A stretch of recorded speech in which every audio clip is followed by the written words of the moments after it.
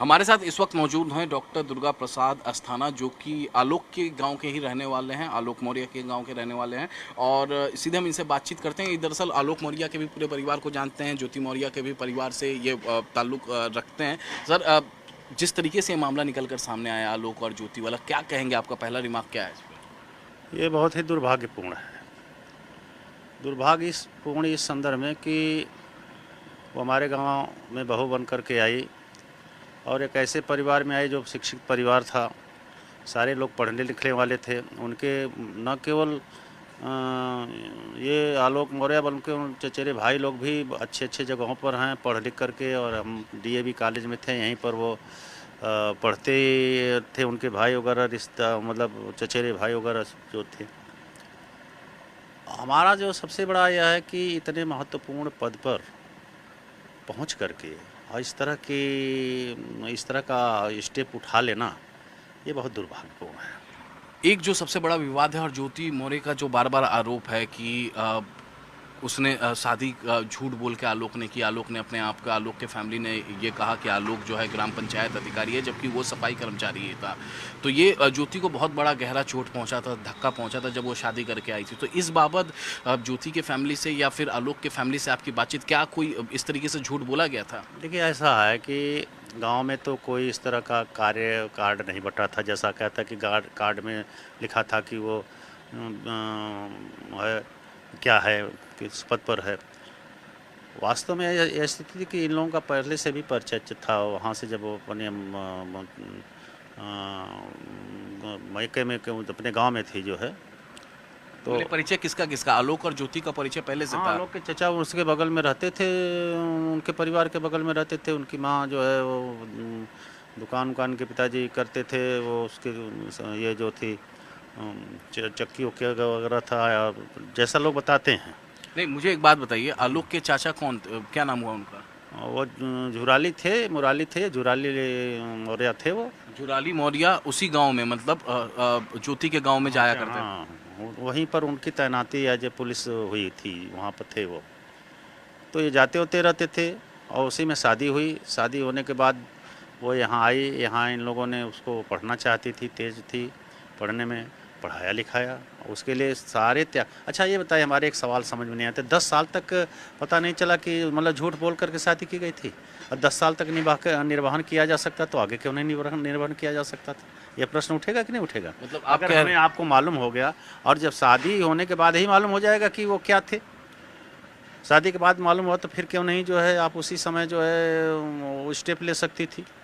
और जब वो पढ़ा रहा था, आपके साथ था, 2-2 बच्चों की माँ, बच्चियों की माँ बनी है, तो अब पता चला जब आपका एक वास्तव में यह था कि जब एक स्तर हो गया तो यह लगने लगा कि वो भाई बहुत छोटे स्तर का हमारे सारी चीज़ें यहाँ से शुरू होती हैं।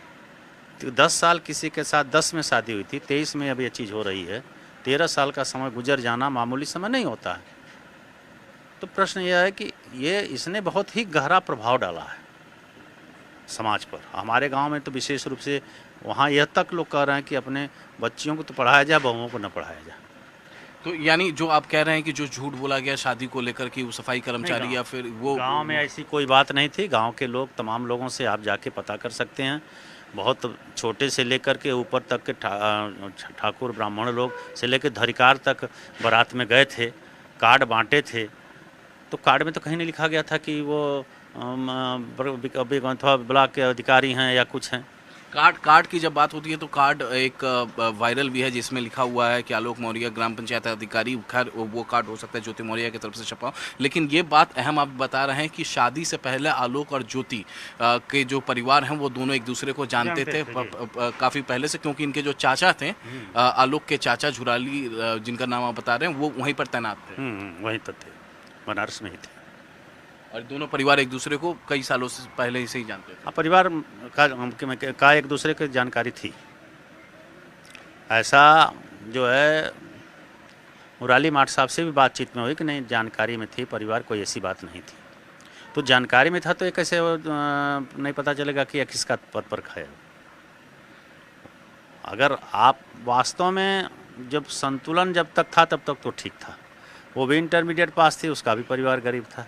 ये भी इन्होंने पढ़ाया। लेकिन जब डिसबैलेंस हो गया, इक्विलिब्रियम थोड़ा सा डिसबैलेंस हुआ कि वो पीसीएस हो गई, ये वहाँ जहाँ का तहाँ रह गया। प्रश्न यहीं से होता है। अमन ये जो दहेज की बात ज्योति ने आरोप लगाया कि 50 लाख रुपया एक फ्लैट, ना। इस पर क्या कहेंगे आप? ना तो वो दहेज लेने में सक्षम थे उतने, उनके परिवार वाले न दहेज देने में सक्षम थे। वो दहेज देने में भी नहीं सक्षम। 50 लाख या 25 लाख की कोई बात ही नहीं थी। 5,000 रुपये की बात थी तो भी नहीं मुराली माट साहब लिए।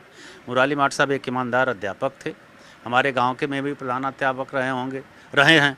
और उसके बाद जब उन्होंने उनको आया था बनाने के लिए विद्यालय का जो भवन, तो उसमें थोड़ा सा इधर उधर ईमानदारी से बनवाते रहे थे। कुछ लोगों ने आलोचना किया कि अरे ऐसे नहीं, ऐसे करिए, वैसे उन्होंने छोड़ दिया था।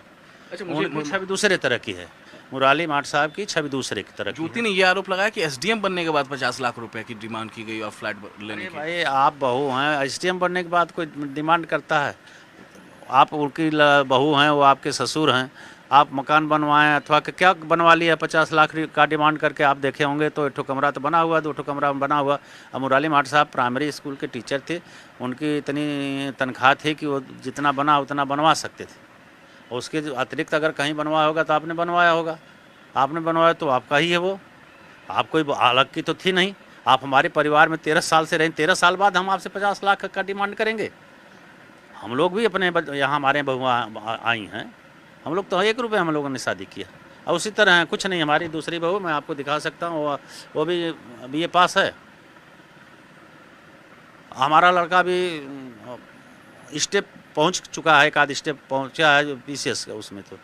तो क्या तो छोड़ देगा कि मैं PCS हो गया जाऊँगा? हो भगवान ने किया, अगर हो जाए स्टेप तो एक उठा ही लिया, तो फिर वो छोड़ देगा। Thank you. तो ये थे प्रधानाध्यापक जी, रिटायर्ड हैं, लेकिन इनका साफ साफ ये कहना है कि जितने भी आरोप ज्योति मौर्य ने अपने फादर इन लॉ और पति पर लगाए हैं वो सभी बेबुनियाद हैं।